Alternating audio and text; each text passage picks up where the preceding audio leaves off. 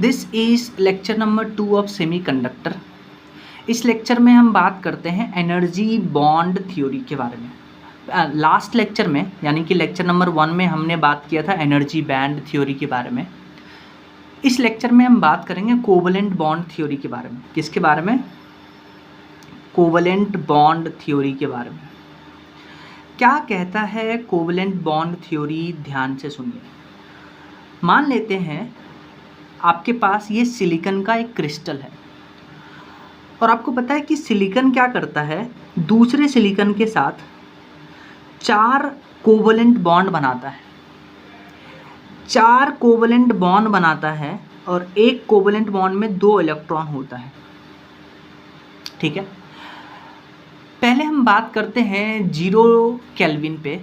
तो 0 केल्विन पे इन bonded electron के पास इतनी एनर्जी नहीं होती है कि वो वैलेंस बैंड से कंडक्शन बैंड में चले जाए। इसीलिए 0 केल्विन पे सिलिकॉन का ये क्रिस्टल इलेक्ट्रिसिटी कंडक्ट नहीं करता है। ठीक है, इतना समझ में आता है। क्यों? क्योंकि इस इलेक्ट्रॉन को वैलेंस बैंड से कंडक्शन बैंड जाने के लिए एक एनर्जी बैरियर को क्रॉस करना पड़ेगा। उस एनर्जी बैरियर को हम बुलाते थे forbidden energy gap.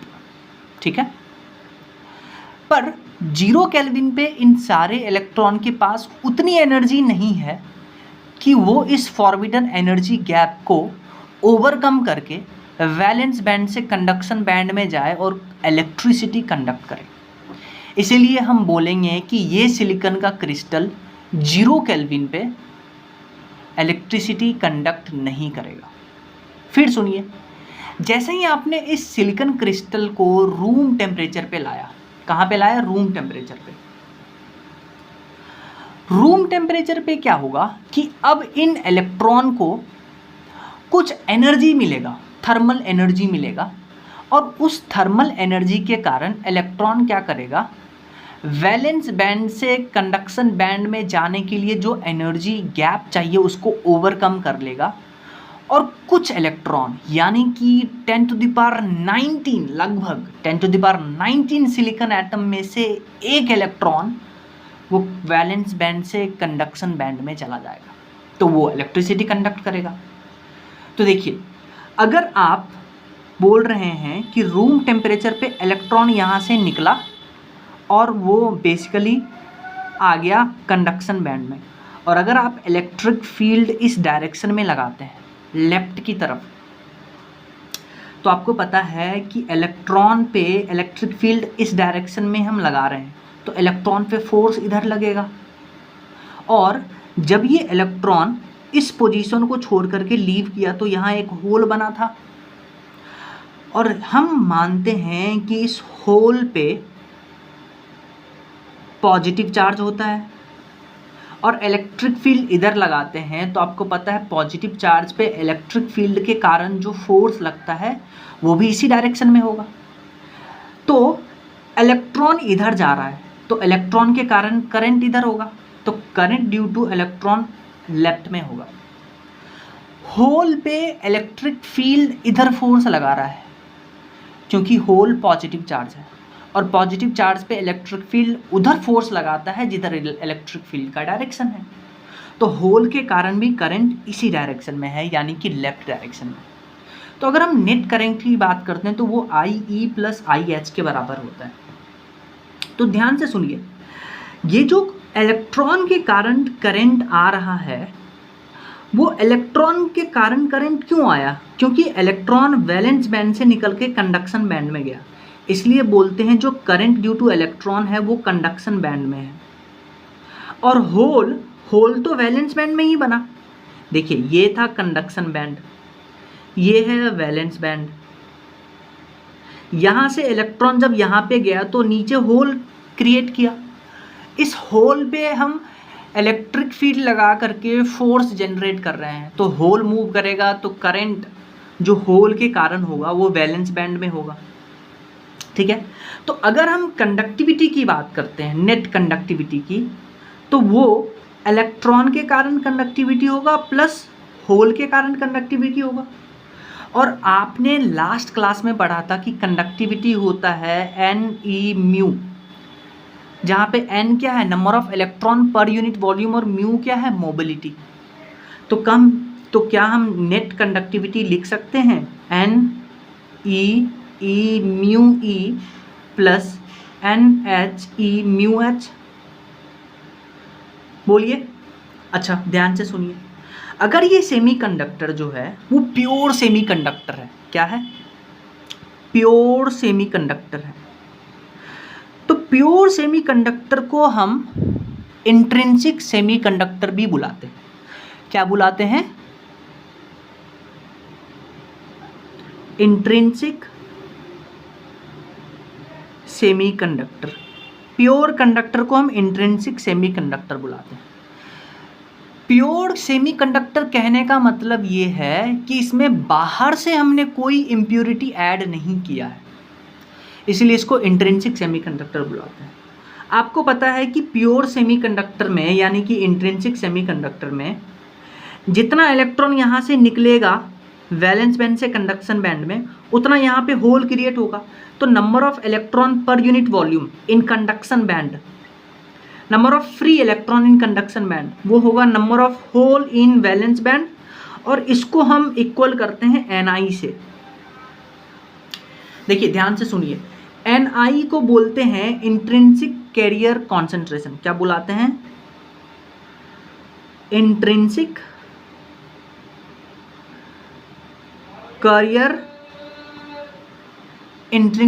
Career concentration बुलाते हैं Ni को, ठीक है। अब ध्यान से सुनिए, Ne क्या है? Number of free electron in conduction band. NH क्या है? Number of free electron in valence band. और Ni को क्या बुला रहे हैं? Intrinsic carrier concentration. ये ध्यान रखिएगा। अच्छा ध्यान से देखिए, अगर Ne is equal to NH है इज इक्वल टू Ni है, तो क्या हम इसको देखिए ऐसे भी लिख सकते हैं कि कंडक्टिविटी ऑफ प्योर सेमीकंडक्टर, किसका? प्योर सेमीकंडक्टर, वो किसके बराबर होगा? Ne और NH के जगह हम I लिख रहे हैं और E कॉमन है, तो हम Ni और E कॉमन ले लेते हैं, तो यहाँ से देखिए mu E plus mu H आता है। इस पे क्वेश्चन दे देगा आपको, है ना, म्यू ऑफ इलेक्ट्रॉन दे देगा, मोबिलिटी ऑफ, म्यू क्या है? मोबिलिटी। आपने ड्रिफ्ट वेलोसिटी पर होगा म्यू इंटू E, तो म्यू क्या है? मोबिलिटी। तो mobility of free electron, mobility of hole, और म्यू का जो यूनिट यानी कि मोबिलिटी का जो यूनिट होता है that is metre square upon volt into second, ये भी याद रखिएगा।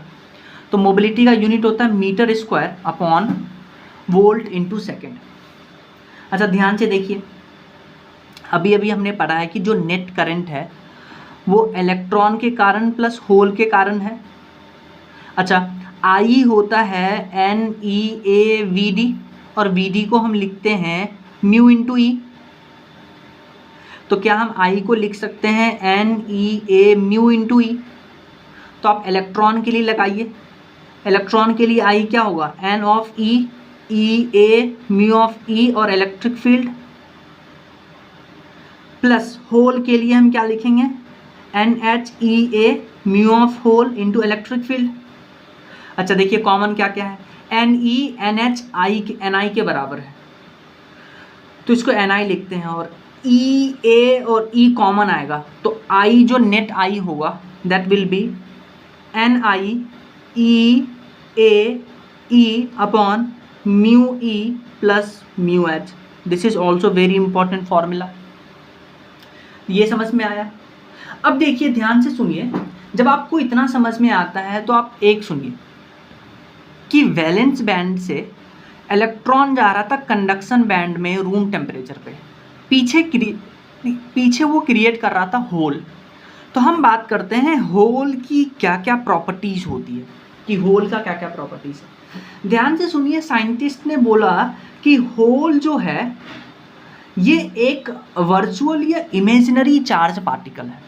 ऐसा साइंटिस्ट ने मान लिया कि ये एक वर्चुअल या इमेजिनरी चार्ज पार्टिकल है, और हम मानते हैं कि होल पे जो चार्ज है वो इलेक्ट्रॉन के चार्ज के बराबर है, बट पॉजिटिव होता है। यानी कि आपको पता है कि इलेक्ट्रॉन पे जो चार्ज होता है वो -e होता है। तो हम होल पे जो चार्ज की बात करते हैं वो इलेक्ट्रॉन के चार्ज के बराबर तो होता है पर वो पॉजिटिव होता है, तो इसलिए इसको हम +e मान के चलते हैं, ठीक है। और देखिए होल्स कहाँ क्रिएट हो रहा था, आपको पता है कि नीचे वैलेंस बैंड था, ऊपर कंडक्शन बैंड था। रूम टेम्परेचर पे पहले तो इलेक्ट्रॉन वैलेंस बैंड में था, रूम टेम्परेचर पे एक इलेक्ट्रॉन वैलेंस बैंड से कंडक्शन बैंड में कूद गया तो पीछे होल बना।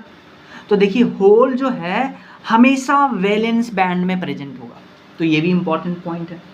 अच्छा ध्यान से सुनिए, अब अगर ध्यान से सुनिएगा तो आप एक चीज़ ध्यान से सुनिए कि आपको पता है अगर हम बात करते हैं कि इस पे हमने इलेक्ट्रिक फील्ड लगाया, किस पे, इलेक्ट्रॉन पे और होल पे, तो इलेक्ट्रिक फील्ड लगाया तो यहाँ पे फोर्स लगेगा।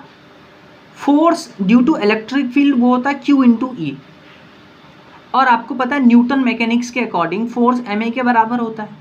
और अगर इलेक्ट्रिक फील्ड कांस्टेंट है, फोर्स कांस्टेंट है, तो एक्सेलरेशन हो जाएगा QE/m।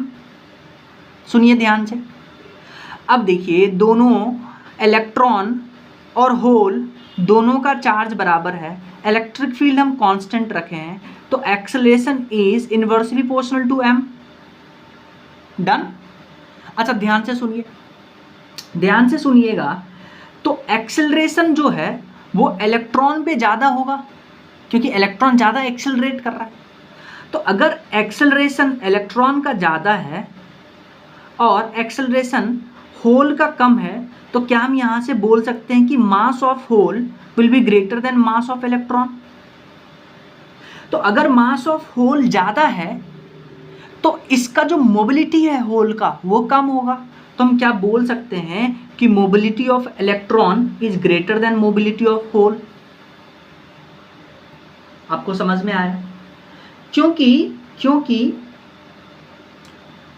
इलेक्ट्रॉन को कम एनर्जी चाहिए मूव करने के लिए, होल को ज़्यादा एनर्जी चाहिए मूव करने के लिए। तो इन सब पॉइंट्स को पहले लिख लेते हैं हम। अगर हम इलेक्ट्रिकल कंडक्शन की कंडक्टेंस की बात करते हैं तो कंडक्टिविटी इलेक्ट्रॉन के कारण भी आएगा, होल्स के कारण भी आएगा। कंडक्टिविटी का फॉर्मूला होता है NE/μ, तो हम NH, NE और E और μe लिख दिए इलेक्ट्रॉन के टर्म्स में, फिर हम NE/μ को होल्स के टर्म्स में लिख दिए, तो टोटल कंडक्टिविटी इतना आ जाएगा। और अभी हम बात किए हैं कि प्योर सेमीकंडक्टर और इंट्रिंसिक सेमीकंडक्टर के लिए number of electron in conduction band will be equal to number of hole in valence band will be equal to number of intrinsic charge, intrinsic carrier concentration। तो Ne और NH की जगह पे I लेंगे तो Ni और E common आ जाएगा, तो कंडक्टिविटी ऑफ प्योर सेमीकंडक्टर आ जाएगा Ni into E into μe plus μh। Ni क्या है? Intrinsic career concentration. E क्या है? इलेक्ट्रॉन का चार्ज। μe क्या है? Mobility of electron. μh क्या है? Mobility of hole. और I होता है NeAVD, VD के जगह पे μe लिखे तो इसको हम और अरेंज करके ऐसे लिख सकते हैं। अच्छा ध्यान से देखिए, I/A होता है कंडक्टिविटी, I/A होता है, I/A को क्या बुलाते हैं? J, और J क्या है? Current density. तो करंट डेंसिटी हो जाएगा, इसको नीचे लेके आएंगे, Ne और NH के जगह पे Ni लिखे, उसको कॉमन ले करके, तो आपके पास ये फॉर्मूला आता है। अब हम बात करते हैं प्रॉपर्टीज ऑफ होल के बारे में। देखिए ये प्रॉपर्टीज ऑफ होल है। होल इज अ वर्चुअल और imaginary charge particle. The charge on hole is assumed to be equal to charge on electron but positive. Holes are always present in valence band. Mobility of free electron is greater than mobility of hole, यानी कि mobility of electron is greater than mobility of hole because mobility of hole is associated with mobility of bonded electron और electron requires less energy to move. अब हम ध्यान से सुनिए, देखिए जो आपका इलेक्ट्रॉन था रूम टेम्परेचर पे, एक इलेक्ट्रॉन वो कंडक्शन बैंड में था, यानी कि ये फ्री इलेक्ट्रॉन है, राइट। फ्री इलेक्ट्रॉन है तो इसके पास ये पावर है कि ये कैसे भी घूम सकता है क्योंकि फ्री है। लेकिन जो आपका होल था वो हमेशा वैलेंस बैंड में था, और वैलेंस बैंड में होल को मूव करने के लिए उतना बेसिकली छूट नहीं मिलता जितना कि इलेक्ट्रॉन को कंडक्शन बैंड में मूव करने के लिए मिलता है। तो क्या हम यहाँ पे बोल सकते हैं कि मोबिलिटी ऑफ इलेक्ट्रॉन जो कि कंडक्शन बैंड में है, it is greater than mobility of hole? बिल्कुल बोल सकते हैं। अच्छा, जब इतना बोल सकते हैं तो आप देखिए एक्सेलरेशन होता है QE/m। Q दोनों का कांस्टेंट है, इलेक्ट्रिक फील्ड हमने दोनों पे कांस्टेंट लगाया, तो acceleration will be inversely proportional to m। अच्छा ध्यान से सुनिए, मोबिलिटी इलेक्ट्रॉन का ज़्यादा है तो क्या बोल सकते हैं कि इलेक्ट्रॉन को मूव करने के लिए जो छूट है वो भी ज़्यादा है, तो उसका एक्सेलरेशन ज़्यादा होगा। तो acceleration of electron will be greater than acceleration of hole, और एक्सेलरेशन मास के इन्वर्सली प्रोपोर्शनल होता है। तो क्या हम यहाँ से बुला सकते हैं कि अगर एक्सेलरेशन इलेक्ट्रॉन का ज़्यादा है होल से, तो हम बोल सकते हैं कि mass of hole will be greater than mass of electron. इसीलिए हम बोलते हैं कि effective mass of hole is greater than effective mass of electron. तो इस पॉइंट को भी लिख लेते हैं। So effective mass of hole is greater than effective mass of free electron, क्योंकि इलेक्ट्रॉन कंडक्शन बैंड में है तो इलेक्ट्रॉन का मोबिलिटी ज़्यादा है, इलेक्ट्रॉन का मोबिलिटी ज़्यादा है तो इलेक्ट्रॉन का एक्सेलरेशन ज़्यादा होगा, और एक्सेलरेशन होता है इनवर्सली प्रोपोर्शनल टू मास, तो इसीलिए mass of hole will be greater than mass of electron.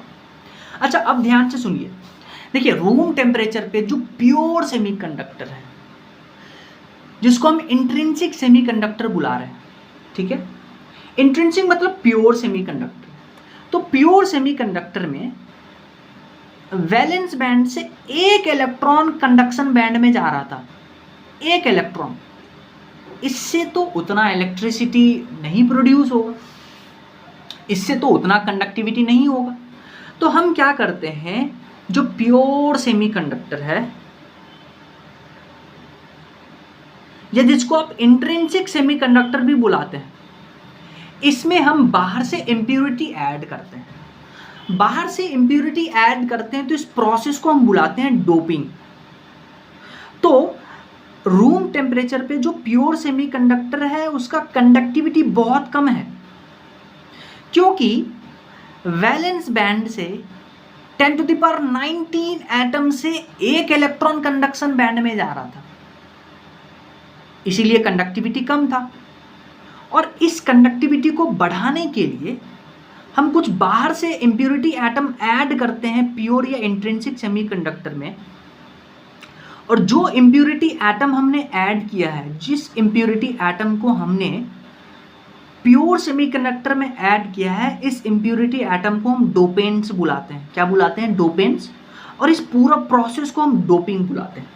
जैसे मान लेते हैं कि अगर आपके पास प्योर सेमीकंडक्टर का एटम है 10⁻², और 10⁻² एटम में, यानी कि 100 प्योर सेमीकंडक्टर के एटम में आपने एक डोपेंट्स ऐड किया, या 10⁻⁴ सेमीकंडक्टर के एटम्स में आपने एक डोपेंट्स ऐड किया, तो इसको बोलते हैं हाई डोपिंग। लेकिन अगर आपने 10⁻⁶ प्योर सेमीकंडक्टर के एटम में एक डोपेंट ऐड किया, या 10⁸ में एक डोपेंट ऐड किया, इसको बोलते हैं मीडियम डोपिंग। लेकिन अगर आपने क्या किया, 10⁻10 सेमीकंडक्टर के प्योर सेमीकंडक्टर के एटम में आपने एक डोपेंट ऐड किया, इसको बोलते हैं लो कंडक्टिविटी। तो इन सब पॉइंट को पहले लिख लेते हैं। सो डोपिंग क्या होता है? At room temperature conductivity of pure semiconductor is very low. To increase conductivity, some impurity atoms are added to the pure semiconductor. Impurity atoms are known as dopants and whole process is known as doping.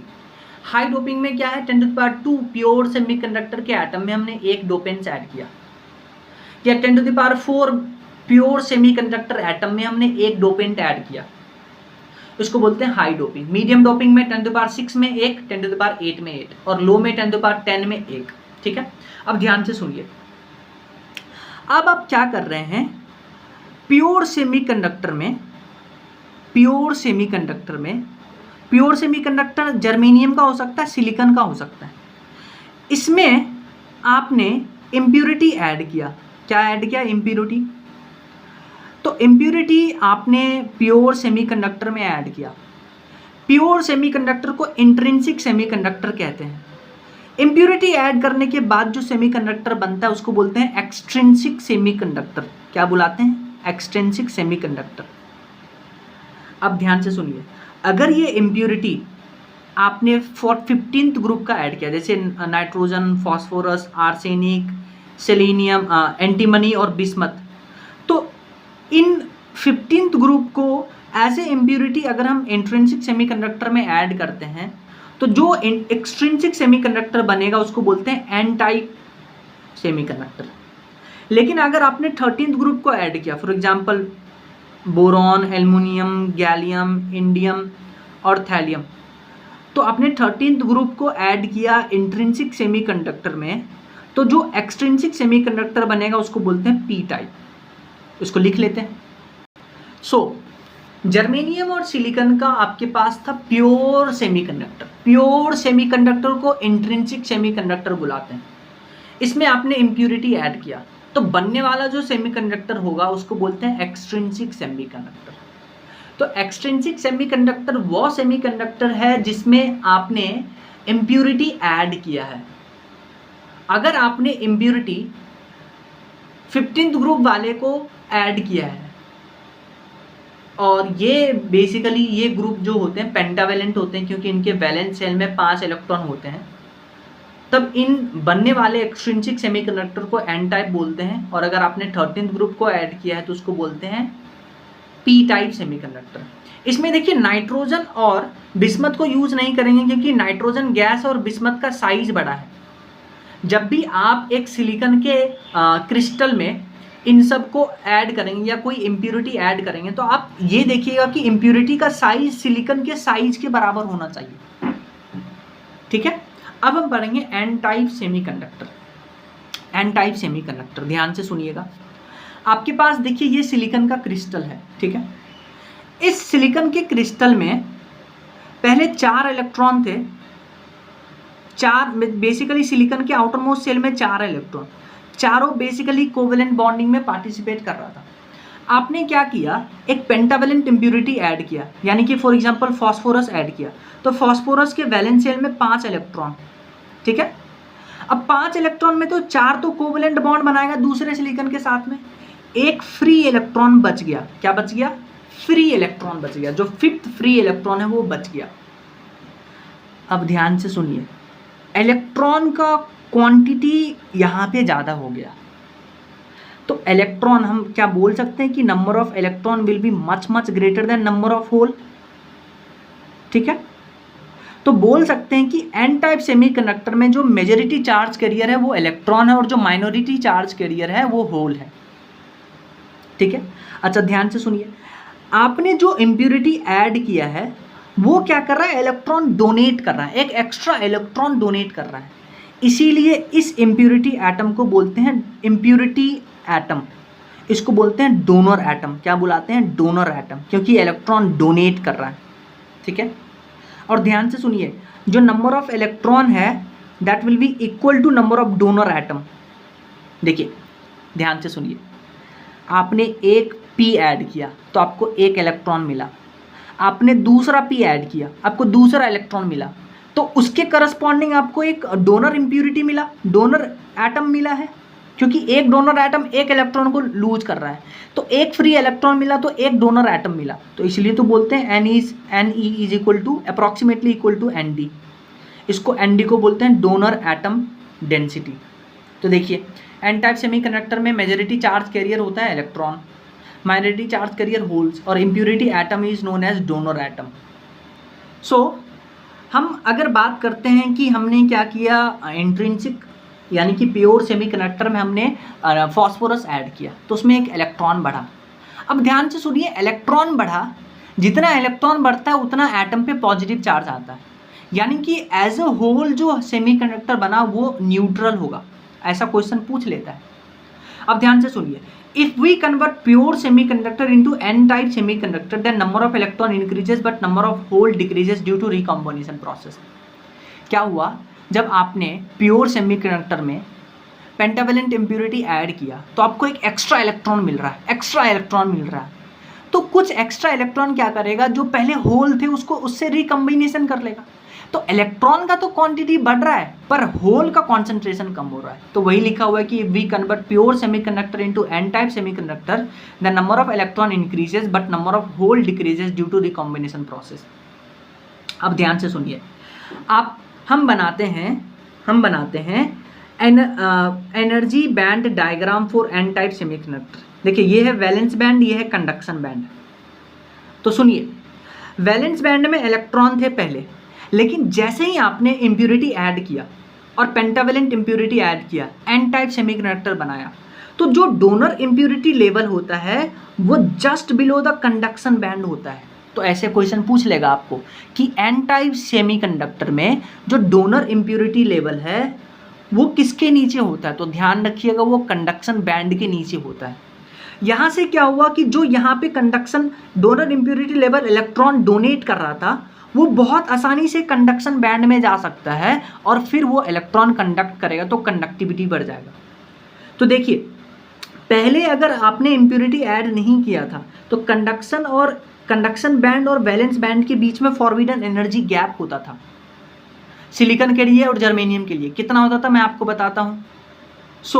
Silicon के लिए जो forbidden energy gap होता था pure semiconductor में वो होता था 1.12 silicon के लिए। जर्मेनियम के लिए होता था 0.7 इलेक्ट्रॉन वोल्ट। पर जैसे ही आपने इम्प्योरिटी ऐड किया तो क्या हुआ, इम्प्योरिटी ऐड करने से कि एक डोनर इम्प्योरिटी लेवल बना जो कंडक्शन बैंड के जस्ट नीचे है।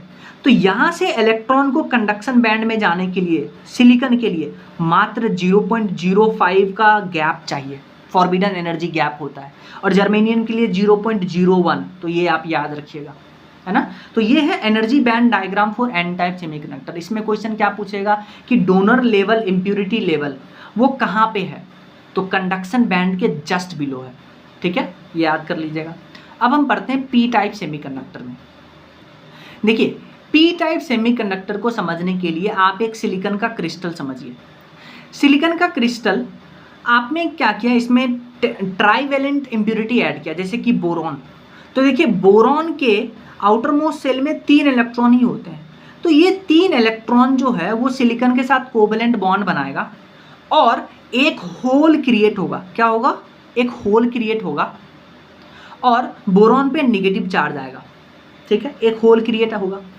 अब क्या होगा कि एक इस होल को रिकम्बाइन करने के लिए यहाँ से एक इलेक्ट्रॉन, मतलब ये बॉन्ड टूटेगा, ये इलेक्ट्रॉन फिर यहाँ पे जाएगा, फिर यहाँ पे एक होल क्रिएट हुआ, आपने और बोरॉन इम्प्योरिटी ऐड किया और होल क्रिएट होगा, आपने और बोरॉन इम्प्योरिटी ऐड किया और होल क्रिएट किया। यानी कि पी टाइप सेमीकंडक्टर में जब आप ट्राईवेलेंट इम्प्योरिटी ऐड करते हैं तो मेजॉरिटी चार्ज कैरियर जो है वो होल हो जाता है। तो majority charge carrier is hole और माइनॉरिटी चार्ज कैरियर जो है वो इलेक्ट्रॉन हो जाता है। और यहाँ जो आपने इम्प्योरिटी एटम ऐड किया है इसको बोलते हैं एक्सेप्टर एटम, क्योंकि जैसे ही आपने इम्प्योरिटी एटम ऐड किया यहाँ पे होल क्रिएट हुआ तो बगल से एक इलेक्ट्रॉन यहाँ पे आएगा, तो ये एटम एक्सेप्ट कर रहा है, ये इम्प्योरिटी एटम एक्सेप्ट कर रहा है, इसलिए इसको बोलते हैं एक्सेप्टर एटम। ये इम्प्योरिटी एटम को बुलाते हैं एक्सेप्टर एटम। ठीक है, अच्छा ध्यान से सुनिए, NH जो है नंबर ऑफ होल वो एक्सेप्टर एटम डेंसिटी के बराबर होता है, क्योंकि जितना आपने इम्प्योरिटी ऐड किया उतना होल क्रिएट होगा। तो NH is equal to acceptor atom density. As a hole अभी भी ये जो क्रिस्टल है सेमीकंडक्टर का, जो सॉलिड क्रिस्टल है वो इलेक्ट्रिकली न्यूट्रल होगा। और if we convert pure semiconductor into P type semiconductor then number of hole increases but number of electron decreases, क्योंकि जैसे जैसे आप बी ऐड कर रहे हैं, बोरॉन ऐड कर रहे हैं, होल बढ़ रहा है, तो कुछ इलेक्ट्रॉन रिकम्बाइन करेगा, तो इलेक्ट्रॉन कम हो रहा है पर होल ज़्यादा हो रहा है। तो if we convert pure semiconductor into P type semiconductor then number of hole increases but number of electron decreases due to recombination process. इसको पढ़िए, in P type semiconductor acceptor impurity level lies just above the valence band. इसका क्या मतलब है, इसको diagram से समझिए, energy band diagram से। देखिए वैलेंस बैंड में होल था, आपने और इम्प्योरिटी ऐड किया और होल क्रिएट हुआ, तो यहाँ जो एक्सेप्टर इम्प्योरिटी लेवल होता है वो वैलेंस बैंड के जस्ट अबव होता है। मैंने आपको बताया था कि एन टाइप सेमीकंडक्टर में जो डोनर इम्प्योरिटी लेवल होता है वो कंडक्शन बैंड के जस्ट नीचे होता है, और यहाँ पे पी टाइप सेमीकंडक्टर में जो एक्सेप्टर लेवल इम्प्योरिटी होता है वैलेंस बैंड के ऊपर होता है। अब देखिए यहाँ से जर्मेनियम और सिलिकॉन के लिए अगर हम इलेक्ट्रॉन की बात करते हैं फॉरबिडन एनर्जी गैप, तो जर्मेनियम के लिए 0.01 और सिलिकॉन के लिए 0.05 हो जाता है। और आपको पता है नंबर ऑफ होल जो एक्सेप्टर एटम डेंसिटी है उसके बराबर हो जाता है। तो Na क्या है, एक्सेप्टर एटम डेंसिटी। अब हम बात करते हैं मास एक्शन लॉ की। मास एक्शन लॉ जो हम एट कांस्टेंट टेम्परेचर पे डिफाइन करते हैं। देखिए before doping Ne into Ne, after doping Ne into H, क्योंकि होल क्रिएट होता है डोपिंग के बाद, तो आपको पता है Ne is equal to NH is equal to Ni। तो क्या हम यहाँ से लिख सकते हैं Ne इंटू Ne को Ni स्क्वायर और Ne into H। N type semiconductor है तो Ne जो है वो Nd के बराबर होता है, डोनर इम्प्योरिटी लेवल। तो यहाँ से हम NH को क्या लिख सकते हैं, Ni square upon Nd, Ne upon Nd, Ne upon Nd approximately, और NH को क्या लिख सकते हैं, Ni स्क्वायर अपॉन Ne। तो देखिए नंबर ऑफ इलेक्ट्रॉन बढ़ेगा तो नंबर ऑफ होल कम होगा, नंबर ऑफ इलेक्ट्रॉन बढ़ता है एन टाइप में तो नंबर ऑफ होल कम होगा। ठीक है, पी टाइप में बात करते हैं तो पी टाइप में जो नंबर ऑफ होल है वो acceptor level impurity, acceptor atom के बराबर होता है।